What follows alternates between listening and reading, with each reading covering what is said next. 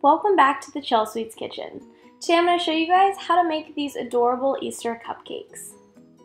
They're a lot easier to make than you'd think, but you are going to need a few different frosting tips today. So I'm starting off with a Wilton 1M tip here, which is an open star, and I'm using some very light pink frosting to pipe some buttercream rosettes on top of each of my cupcakes. I'm using my favorite American buttercream to frost these, and the recipe is up on Chelsweets.com.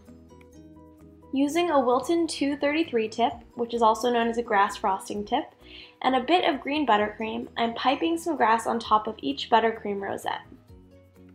So the buttercream rosette is kind of going to be the base that we build all the rest of our cupcake decorations on top of.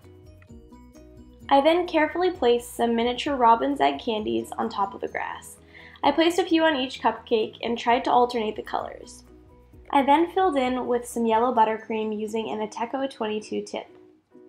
Then, to get really fancy, I used some purple buttercream to pipe some miniature purple roses.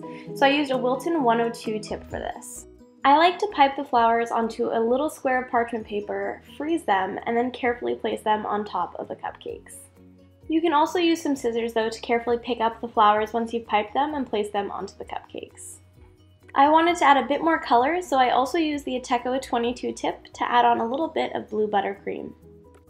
And that's all there is to it. If you guys enjoyed this tutorial, be sure to click the like and subscribe buttons, and let me know what cupcake tutorials you'd like to see next.